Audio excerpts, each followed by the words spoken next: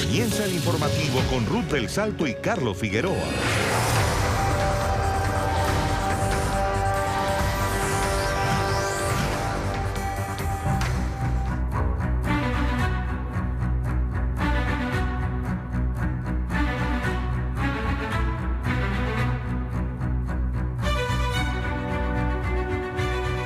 Y una jornada clave vive hoy Estados Unidos. Después de 2 años, millones de electores vuelven a las urnas para elegir congresistas. Estas elecciones de medio término van a definir la suerte en el legislativo de los futuros proyectos de ley que presente el gobierno. Los republicanos, con el presidente Donald Trump en el poder, se juegan la mayoría en ambas cámaras del Congreso. Ya expertos han calificado la contienda de este año, en la que también se van a elegir 36 gobernadores, como las más reñidas, también polarizadas en la historia reciente de Estados Unidos. En un ambiente tenso avivado por la polarización política en la Unión Americana, los estadounidenses salieron a las urnas. En Nueva York, un estado predominantemente demócrata, desde tempranas horas de la mañana decenas de personas votan con la ilusión de un cambio significativo.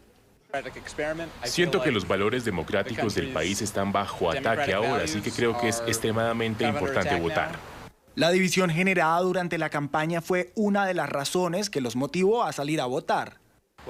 Creo que nuestros mejores intereses como país son la inclusión, la unión, no lo contrario. Así que mi esperanza es que la inclusión y el amor ganen al final.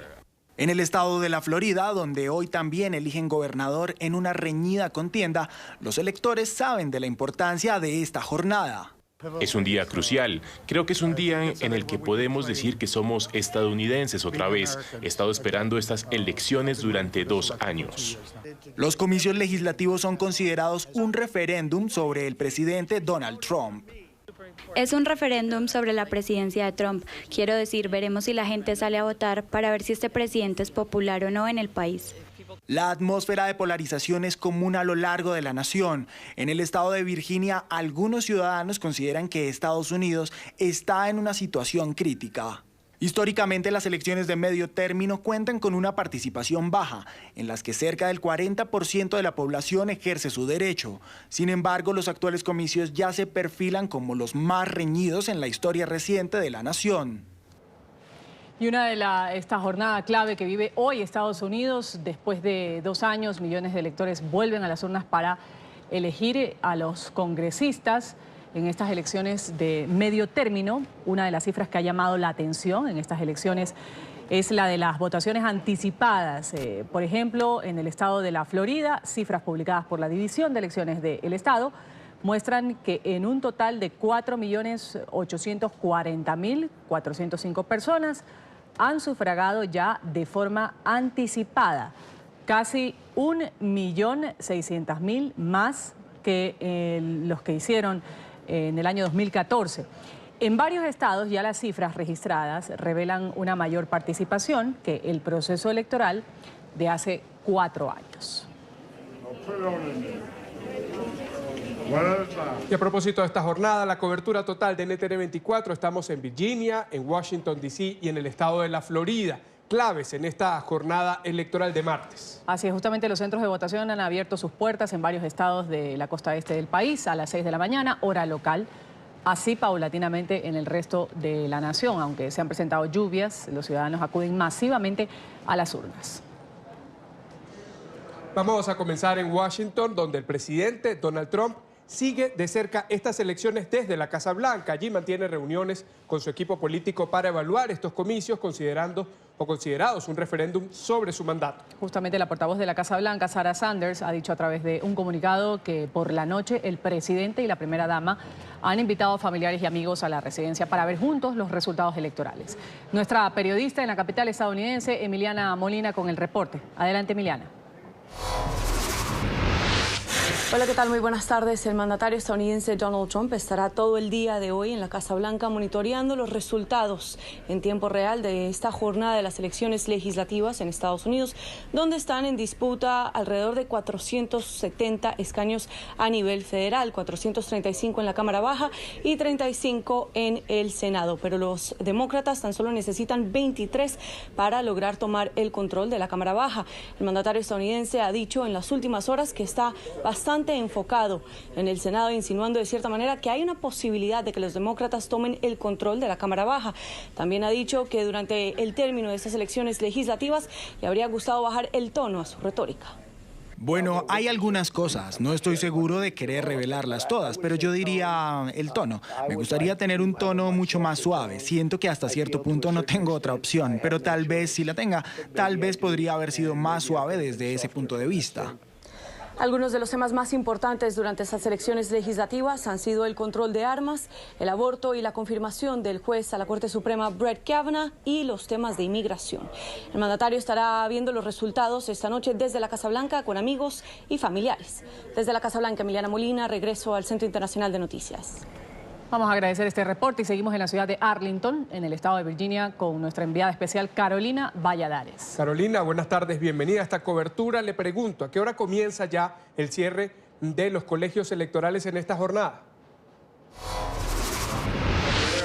¿Qué tal? Buenas tardes, Carlos. Ruth, desde aquí, desde este colegio electoral de Arlington, en Virginia.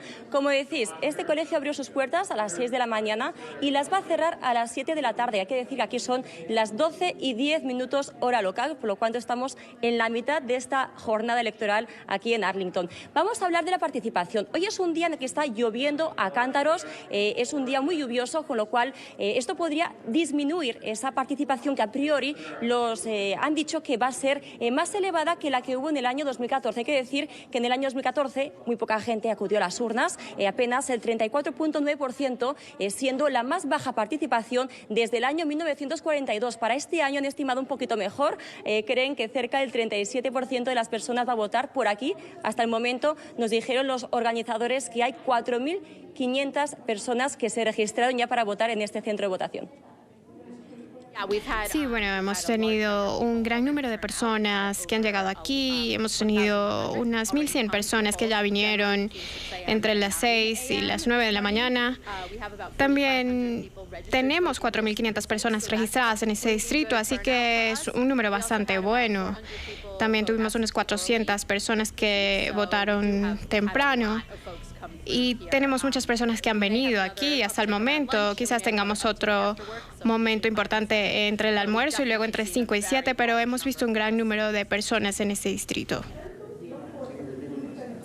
Y para que tengáis una idea de dónde estamos, vamos a mostraros este centro de votación. Como veis, está muy vacío. Esperamos que con la hora de la comida pues la gente venga más a votar. Esta primera mesa es donde los votantes tienen que acceder y ver si su nombre está registrado. Tienen que ir con su identificación y una vez les dicen que sí, que están en el lugar correcto, van a la segunda mesa donde ahí les dan las papeletas. Ahí ven la lista de los candidatos y la recogen y ya van a las urnas. Esas urnas es donde ya los votantes tienen que elegir cuál va a ser su candidato para finalmente acudir a esta impresora que está aquí, que es donde tienen que chequear su voto para finalmente hacer lo que a muchos les gusta hacer, que es venir a esta mesa donde están aquí todas las pegatinas que pone, por ejemplo, en esta I voted in Arlington. Yo voté en Arlington y punto seguido lo que hacen pues es ponerse la pegatina aquí en sus chaquetas. Eso puede ser una licencia de conducir, un pasaporte o cualquier otro documento oficial que tenga una foto y que haya sido emitido por el estado de Virginia o por el gobierno federal. Puede ser identificaciones de estudiantes, también identificaciones de trabajadores, si es un trabajador de Virginia, mientras tenga su foto. ¿Y por qué estas elecciones son relevantes, especialmente para los demócratas? Porque hay estadísticas que dicen que 1 de cada 4 latinos vota republicano, que quiere decir que 3 de cada 4 latinos votan demócratas. Además, este año hay 29 millones de latinos que están registrados para votar, 2 millones más en relación a las últimas elecciones en este país hace 2 años, las presidenciales del año 2016. Cuando los latinos les preguntan, por ejemplo, por qué razones acuden a votar, recientemente muchas encuestas han mostrado que la migración y las amenazas de Donald Trump de deportarlos ha emergido en los últimos meses como una preocupación principal para la comunidad latina. No hemos visto, hay que decir, muchos latinos, pero sí que alguno que otro se ha dejado caer en el día de hoy en estos centros de votación. Bueno, he venido hoy día aquí para votar y porque quiero que haya cambios en las leyes y es muy importante votar si uno quiere ver que las cosas cambien. Veremos pues a ver qué pasa en las próximas horas, si este colegio se va llenando paulatinamente y si es cierto, como dicen, que vamos a conseguir ese 37% estimado de electores que van a mostrarse, que van a venir aquí hoy a los colegios electorales de los Estados Unidos. Desde Arlington, Carolina Valladares para NTN 24. Vamos a agradecer este reporte. Y 36 de los 50 estados de la Unión Americana eligen a sus gobernadores. Los demócratas aspiran a obtener varias de estas plazas que les fueron arrebatadas por los republicanos en las elecciones pasadas. En la biblioteca de la ciudad de Coral Gables, en la Florida, está nuestra periodista Paola Serna y tiene el reporte. Paola, buenas tardes y adelante. Hola, ¿qué tal? Muy buenas tardes. Pues bien, 36 estados deciden hoy quién será su nuevo gobernador. Esto resulta bastante importante y trascendental para el futuro electoral de los Estados Unidos. Como bien comentaban, los demócratas buscan arrebatar varias de estas plazas a los republicanos, que actualmente mantienen la mayoría de los gobernadores aquí en los Estados Unidos, con 33 de ellos. Cuando les hablo de la relevancia que tiene el gobernador en las elecciones o en el impacto a nivel federal, se refiere básicamente a la distribución de los distritos electorales, al diseño de estos distritos electorales. Para darles un ejemplo, en el estado de la Florida, que es el tercer estado más poblado de los Estados Unidos, actualmente tiene 27 distritos electorales. A medida que sigue llegando gente, se amplían estos distritos electorales y posiblemente vengan 2 más. ¿Esto para qué sirve? Básicamente para tener una representación en el gobierno federal con los congresistas, o sea, que pudiéramos pasar de 27 a 29 congresistas. El gobernador, quien quede gobernador, tiene la posibilidad de vetar el plano actual que distribuye estos distritos electorales, y cambiarlo significa también muchos cambios a nivel del gobierno federal. Por eso es tan importante esa elección a nivel de los gobernadores. Les comento que durante la presidencia de Barack Obama, los demócratas perdieron 13 de estas gobernaciones y ha sido históricamente, desde por lo menos las 3 últimas décadas, la mayor inscripción de demócratas para participar en esta contienda. Es justamente la que se lleva a cabo el día de hoy en estas elecciones de medio término. Aquí nosotros estamos en la biblioteca de la ciudad de Coral Gables. Las elecciones comenzaron abrieron los recintos electorales desde las 7 de la mañana y hasta las 7 de la noche.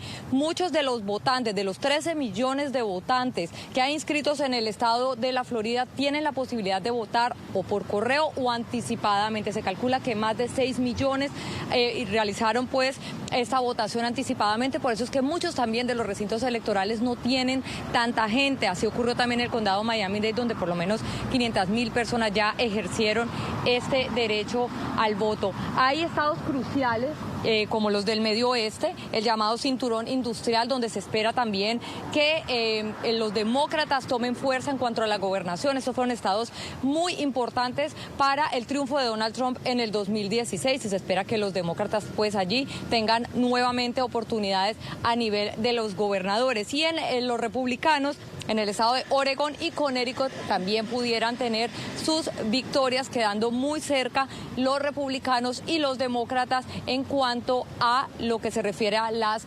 gobernaciones. Nosotros vamos a hacer un recorrido durante el día de hoy en esta contienda electoral de medio término que se lleva a cabo también aquí en el estado de la Florida. Y desde aquí me despido, soy Paola Serna. Continúen con más desde nuestros estudios centrales. Muy buenas tardes. Buena tarde a Paola Serna con este reporte desde Florida. El presidente de Estados Unidos, Donald Trump, ha centrado su discurso en la campaña electoral en la inmigración ilegal. En plena contienda, su administración anunció la construcción de un muro fronterizo a partir de febrero entre los estados de Texas, en la Unión Americana, y Tamaulipas, en México. Donald Trump también anticipó el envío de 15,000 tropas a la zona limítrofe para contener las llamadas caravanas migrantes que se dirigen a la Unión Americana. Justamente allí, en El Paso, Texas, vamos a saludar a Cristina Caicedo, nuestra periodista, compañera de nuestra cadena aliada La Voz de América. Cristina, adelante, buenas tardes.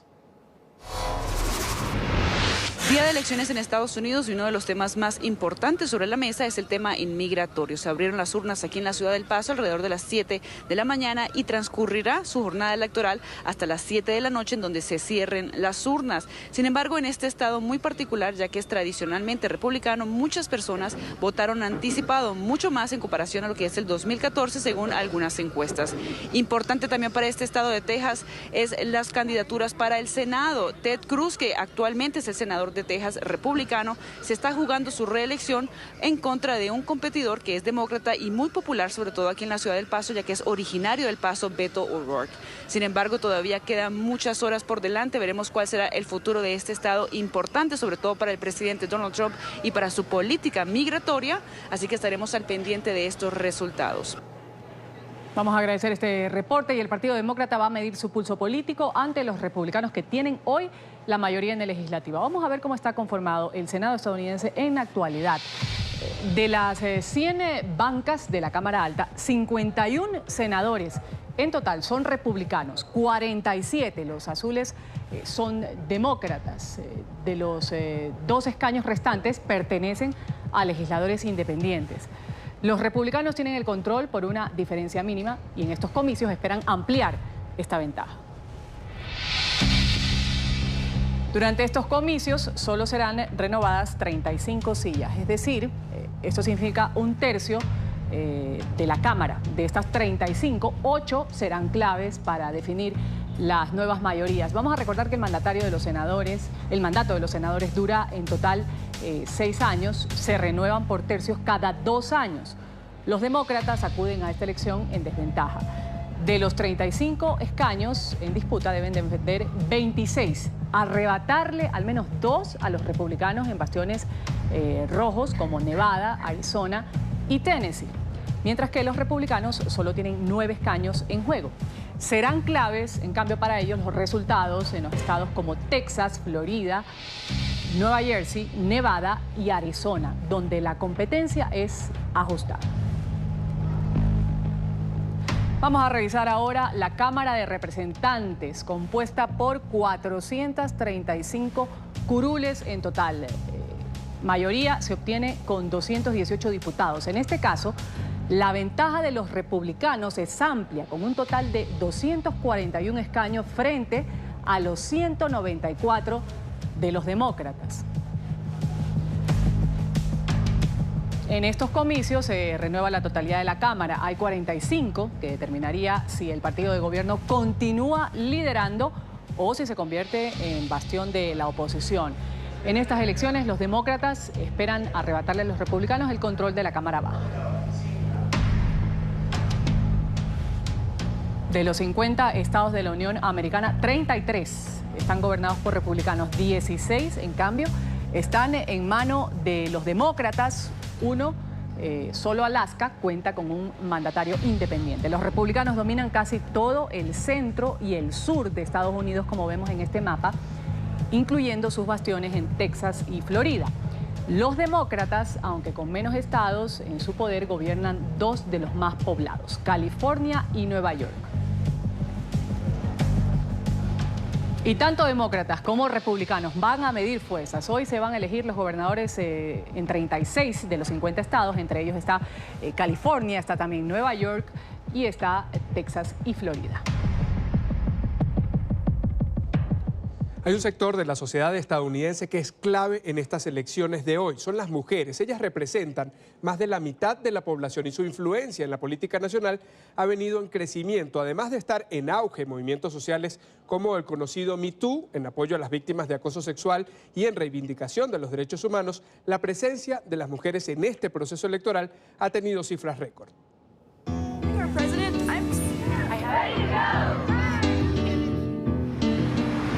En Estados Unidos la población es de cerca de 329.900.000 personas. El 51% son mujeres. Ellas vienen siendo un factor determinante en la vida política de la Unión Americana y ahora, con la presidencia de Donald Trump, han ganado mayor visibilidad.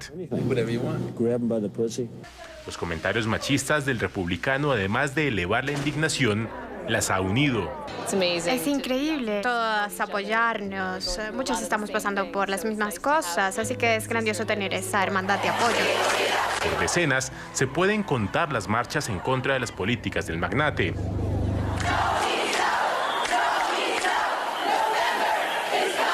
Un movimiento, o más bien ola de reivindicación de los derechos a la que parecen haberse subido los partidos políticos, pues para este proceso electoral de medio término se registró un número récord de candidatas.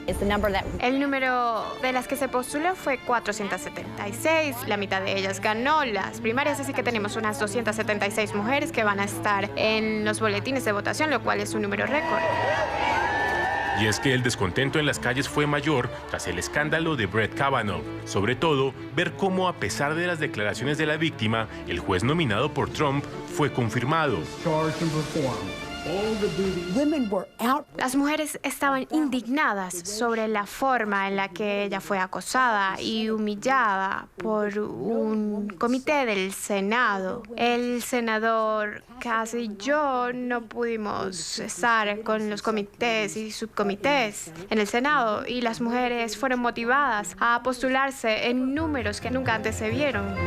Un voto sin duda crucial en la Unión Americana, pues en juego está el control de las dos cámaras del Congreso, por ende, el poder de decisión sobre las políticas que influyen en sus vidas diarias.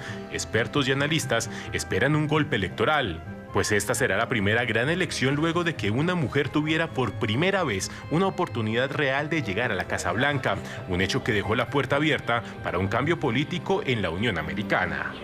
Y el mundo del entretenimiento también sigue de cerca las elecciones legislativas en la Unión Americana. La cantante cubano-estadounidense Camila Cabello hizo un llamado a votar desde la alfombra roja de los MTV Europe Awards. Aseguró que Estados Unidos se encuentra en medio de un momento difícil y que por eso es necesario participar en esta cita electoral. La intérprete fue una de las grandes ganadoras de estos premios que se entregaron en Bilbao, en España. La forma en la que se puede cambiar el panorama actual es votando, y eso es genial. Espero que mucha más gente le diga a los jóvenes que voten y también que podemos hacer cambios. Votar es una forma de expresarse. Hacemos la primera pausa en el informativo NTN 24 y al regresar, en México desaparecieron 80 migrantes de la caravana que viaja rumbo a Estados Unidos. Ellos viajaban en 2 camiones y hoy nadie sabe dónde están. Ya regresamos con el informativo.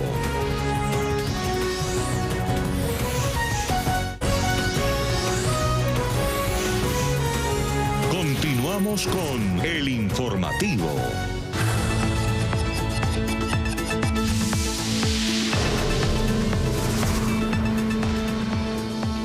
Hay alerta en México ante la desaparición de cerca de 80 integrantes de una caravana o de una de las caravanas migrantes que atraviesa el país rumbo a Estados Unidos. Los migrantes se habrían subido a 2 camiones en el estado de Veracruz. Desde ese momento nadie sabe de su paradero. La Comisión Nacional de Derechos Humanos ha emitido medidas cautelares con el objetivo de buscar y resguardar la integridad de estas personas. Los peligros son reales y esta semana la Comisión Nacional de Derechos Humanos en México lo recordó una vez más. La entidad informó sobre la desaparición de cerca de 80 migrantes. Estos 2 autobuses, estamos haciendo las gestiones correspondientes, emitimos cautelares para que se busquen a las personas, se resguarde su integridad. Los hechos se habrían registrado en el municipio de Isla, en el estado de Veracruz. Una persona denunció esta situación ante la instancia de Procuración de Justicia. Nosotros dimos el acompañamiento correspondiente junto con la comisión. La CNDH fue crítica con los gobiernos locales, pues asegura que ya habían advertido sobre los peligros en algunas zonas del país. Teníamos conocimiento de que es un tramo bastante complicado en materia de seguridad. Por tanto, por eso emitimos medidas cautelares a los gobiernos correspondientes para decir, oigan, ese cuidado tiene que ser especial en este tramo. En entrevista con el programa La Tarde, Arturo Peinbert, de la Defensoría de los Derechos Humanos en Oaxaca, condenó el que el gobierno federal no esté entregando ayuda humanitaria a los migrantes. Nosotros estamos hablando de que incluso la falta de asistencia humanitaria total por parte del Estado podría considerarse un dolo eventual, una omisión criminal, ¿sí? Y nos parece totalmente injustificable que México no esté cumpliendo con su obligación humanitaria al 100%. Actualmente en México son 3 las caravanas que atraviesan territorio de la nación norteamericana en busca de llegar a la frontera con Estados Unidos. La Corte Federal del Distrito Este de Nueva York continúa el examen de los candidatos a integrar el panel del jurado para el juicio por narcotráfico contra Joaquín El Chapo Guzmán. Aproximadamente un centenar de personas han sido convocadas a este tribunal para ser entrevistadas. De ellas, 45 ya han pasado por este trámite. Nuestro periodista en Nueva York, Alejandro Rincón, tiene el reporte. Alejandro, buenas tardes.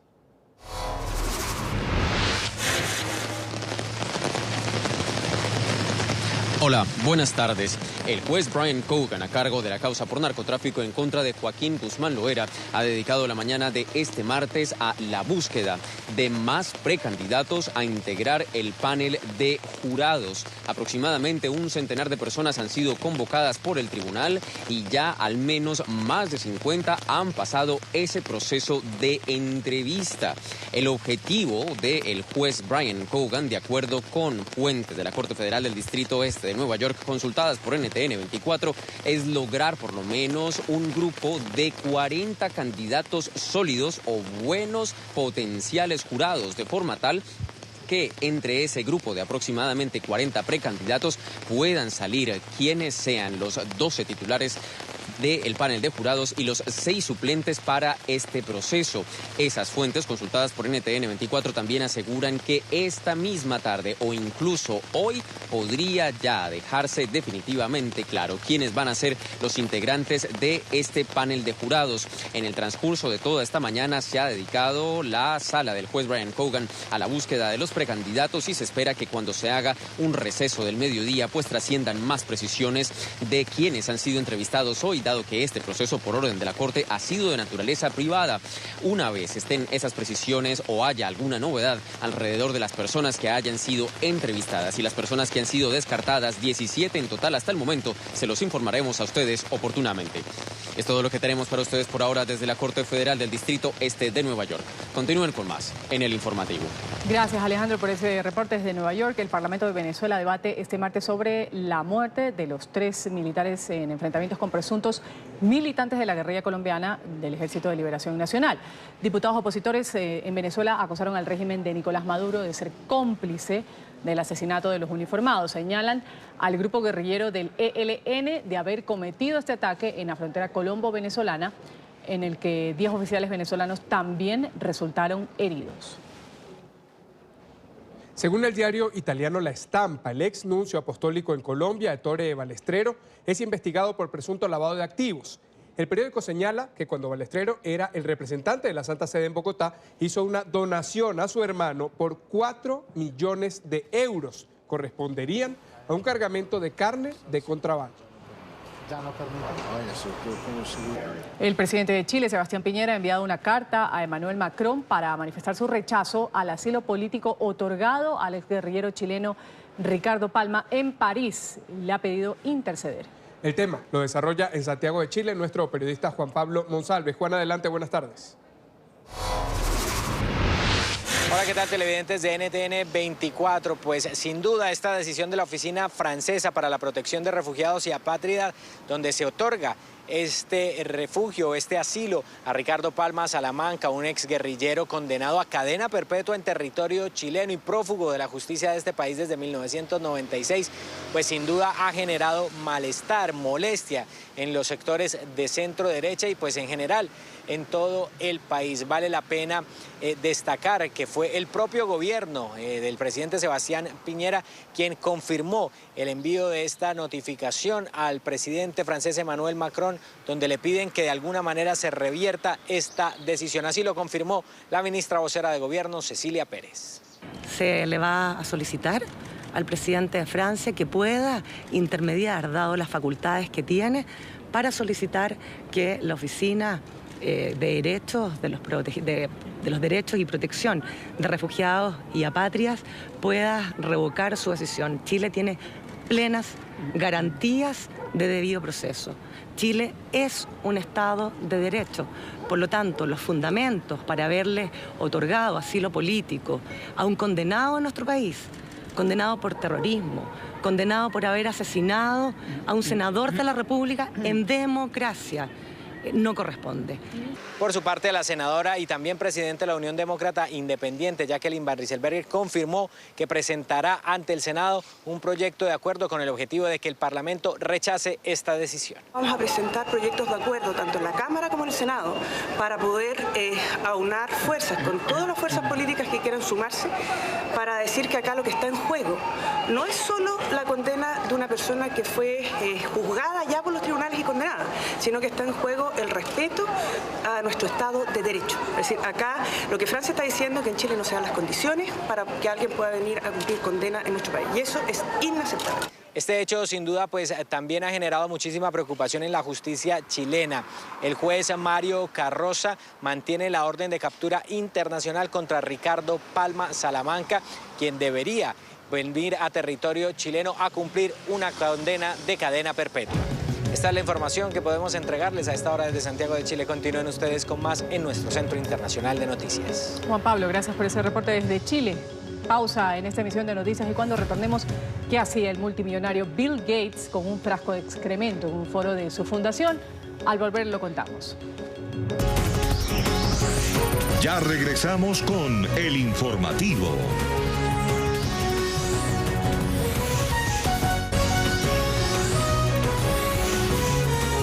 Continuamos con El Informativo.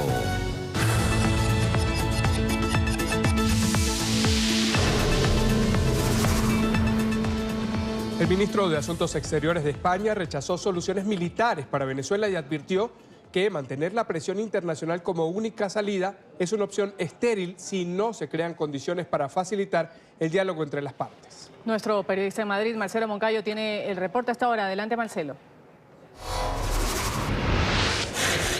Hola, ¿qué tal? Un saludo para todos ustedes desde Madrid. Efectivamente, este día, desde este lugar, desde el Senado de España, el ministro de Asuntos Exteriores, Josep Borrell, habló sobre la política exterior que tiene este país con Iberoamérica. Se detuvo algunos minutos para analizar la situación que se vive en Venezuela e insistió que el gobierno de España está en contra de cualquier intervención militar que se pretenda hacer en Venezuela. Este martes en el Senado de España compareció el ministro de Asuntos Exteriores, Josep Borrell, para explicar la política exterior que impulsa el gobierno del presidente Pedro Sánchez en su relación con Iberoamérica. El ministro le dedicó varios minutos a la situación venezolana, insistiendo que España está en contra de cualquier tipo de intervención militar, coincidiendo con la posición de la Unión Europea. Y tanto el gobierno español como la Unión Europea ha dejado bien claro que la única solución que se puede concebir es la solución pacífica y negociada entre los propios venezolanos.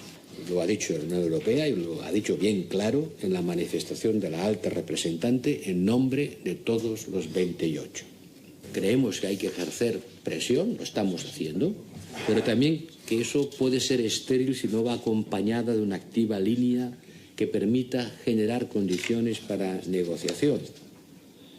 Y que la presión única y exclusivamente como única política puede llevar a una aceleración. Puede pensar que la aceleración del colapso sea la vía de salida, pero créanme, eso plantea varios problemas que no sería sensato obviar. El ministro Borrell también se refirió a la inseguridad en América Latina, afirmando que es la región más insegura del mundo, situación que provoca flujos migratorios como los que se están viendo este momento en Centroamérica. ¿Por qué huyen en masa los hondureños, los salvadoreños? ¿Por qué van a pie en las condiciones tristes que vemos intentando buscar el Eldorado de Estados Unidos? Porque allí hay instituciones y en sus países no las hay. Y no es tanto la falta de desarrollo económico, sino el puro temor a la violencia, a la falta de garantías para la vida. Y el ministro Borrell destacó que en las próximas semanas el presidente del gobierno español, Pedro Sánchez, visitará Cuba y también Guatemala. Este es el informe Marcelo Moncayo, NTN 24, Madrid. Gracias, Marcelo. Seguimos en Europa. Allí continúa el drama de los migrantes africanos que intentan llegar a las costas de este continente. Autoridades en España han informado que en los últimos días cerca de 17 migrantes han perdido la vida en medio de su recorrido. Asimismo, se informó del rescate en alta mar de más de 122 personas. España se ha convertido en el principal destino para estos ciudadanos indocumentados y los refugiados de África y Oriente Medio que intentan llegar a territorio europeo. Los equipos de rescate franceses han encontrado el segundo cuerpo entre los escombros de los dos edificios que colapsaron en Marsella, al sur de Francia. Las autoridades siguen buscando a por lo menos 6 personas que están desaparecidas. El mandatario cubano Miguel Díaz-Canel visita la hermética Corea del Norte como parte de su gira por Asia. El mandatario asistió en compañía del líder del régimen Kim Jong-un a los tradicionales juegos colectivos en Pyongyang, un show lleno de música, luces y baile.